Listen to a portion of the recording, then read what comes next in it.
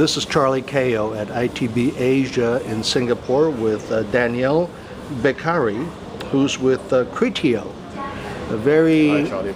Good morning. Daniel, what is and does Criteo do?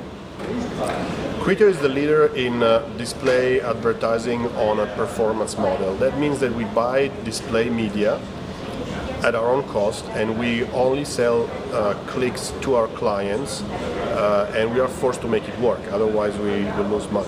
So we personalize all the ads, and we serve all ads in real time, tailored to the specific needs of the user at that particular moment.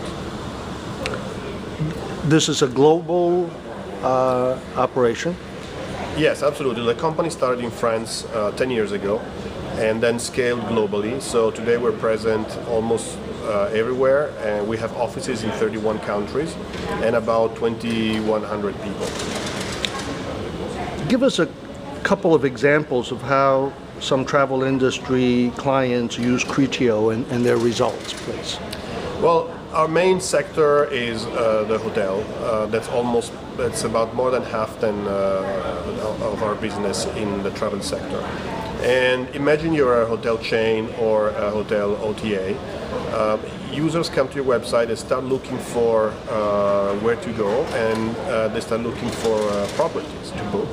But usually they don't book at the first session. On average, users take multiple sessions before they reach a decision. So you need to get them back to your site.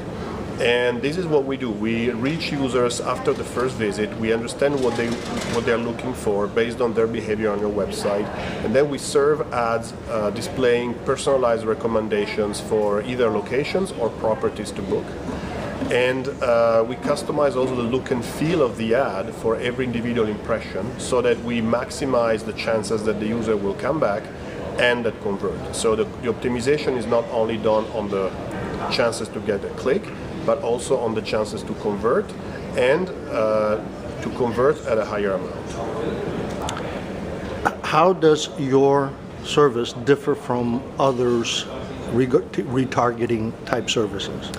We've been completely disrupting the retargeting concept. Retargeting had been around for 20 years. Anyone can do it. But it's very different doing retargeting in a static, classic way compared to retargeting in a real-time, dynamic way. So we do dynamic bidding when we buy media, and we compute the expected value of each individual user, so we know when to invest more and when to invest less. That's the first thing. And then also in terms of recommendations, all the recommendations are computed in real time and personalized for the user. So we never serve the same banner twice. In real time, let me make sure I understand that. So a company in your sector can acquire data related to visitors or users of the web. Yes. Store it in a database and serve whatever ad, however they do it, when the visitor's visiting somewhere else. But you're doing it real time. So whatever the time gap between their last visit, could be hours, could be days. Yeah.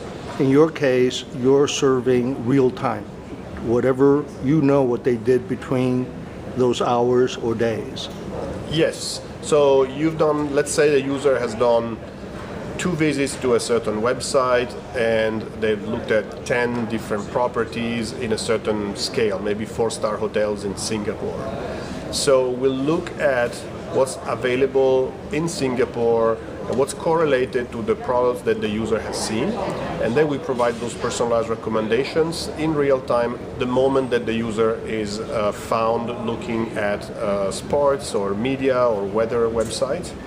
And the data that we will serve at that time are going to be refreshed based on what we know about the client, the advertiser in this case, about the client availability. So we can check whether the prices have changed, we can check whether there are some...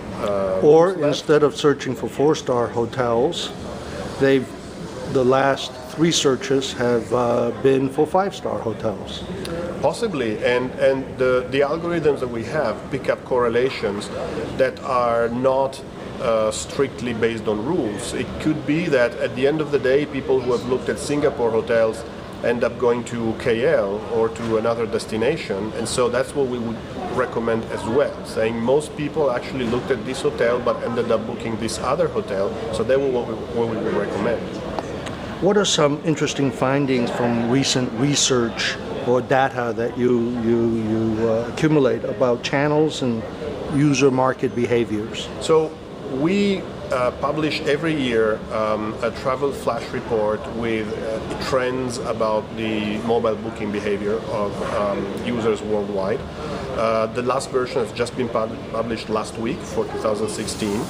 And the key insights that we extract are data about mobile bookings. So we really measure bookings in this case, not just searches or number of mobile users. And we've seen that this year, compared to last year, the global share of mobile bookings has increased, but not much. So we have reached 27% of bookings worldwide being done on mobile devices. But the interesting thing is that within that 27% share, the smartphone share is the one that's growing. Smartphone bookings have been increasing 33% year on year, while tablet bookings have been decreasing. So there's really a trend towards using smartphones more and more, and tablets are actually in decline. Any other interesting findings about behavior and the report market is about segments? 35 pages or more, so there's a lot of information. We've observed that one of the key comparison behaviors, which is very common in travel, is not to use just one device, but is use multiple devices. Because the decision cycles are pretty long, it's very rare that someone really has to book something and then do it in one session on one device. In most cases, they will use multiple devices. And this could be maybe you're using your smartphone when you are commuting on the road, and then you end up using a laptop or a desktop computer at work or at home. So the cross-device behavior is very strong. And even the new generations, millennials or younger generations that are used to use smartphones and mobile devices in a very easy way, they still use desktops massively.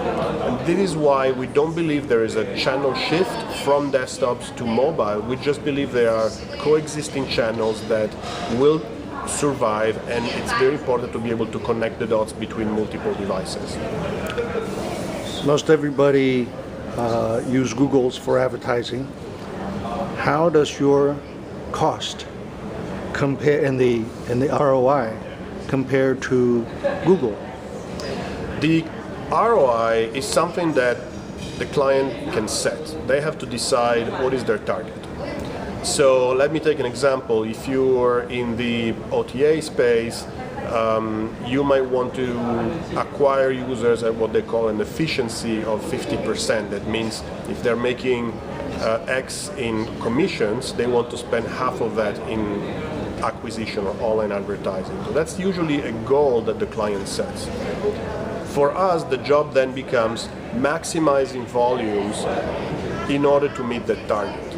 And this is where we have been helping clients scaling up their strategy with retargeting, because it's great to be able to meet your targets, but it's much better when you can meet your targets at very high volumes.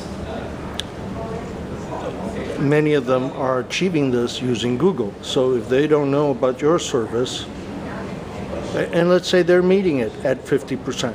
Yes, that's right.